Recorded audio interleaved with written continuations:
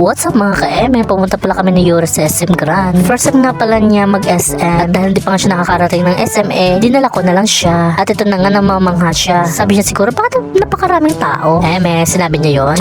Charot. So yun na nga mga ka-eme, sumakay na nga kami ng elevator. Pupunta nga kami sa taas, sa pinaka 4th floor. At dadalhin ko siya doon sa mga palaruan. Patingin-tingin nga siya kung saan kasi namamangha talaga siya. At nang makarating na nga kami dito, agad kami pumunta at pumasok sa loob kasi maglalaro kami. Tapos yung maglalaro na kami, ayaw naman niya magpababa. At tingnan nyo naman niya, nakakapit na naman niya sa kamay ko na para magtakot siya na baka iwan ko siya dito. Tingnan nyo naman mga ka-eme, kapit na kapit sa braso ko. So paano yan? Paano tayo makakapaglaro yan? Hindi nga pala kami nakapaglaro dyan kasi ayaw naman niya magpalapa. Imbis na maglaro kami nagtingin-tingin na lang kaming dalawa. Sabi ko nga sa kanya, paano kami makakakuha ng laruan? At dahil nga hindi kami makapaglaro, lumabas na lang kami sa palaruan at nag-ikot-ikot na lang dito sa labas. So ayun na nga mga ka-eme, at isang oras na nga kami nag-ikot. Kaya ang ginawa namin nagpahinga muna kami dito sa gilid. At maya-maya uuwi na rin kami.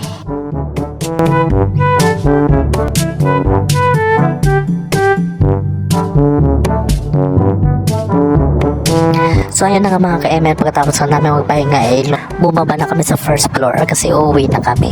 At habang naglalakad nga kami, nadaanan namin itong isang lugar na para siyang China. At meron nga pala silang dito tinitinda ng mga pampaswerte, ganun. Gusto ko sana bumili kaso nga lang itong kasama ko ay ayaw magpalapa. Kaya ang ginawa namin lumabas na kami. Dito nga pala kami sa SM Grand Caloocan. At dahil nga maraming tao sa kabila nga kami dumaan na lang kaysa naman makipagsiksikan kami.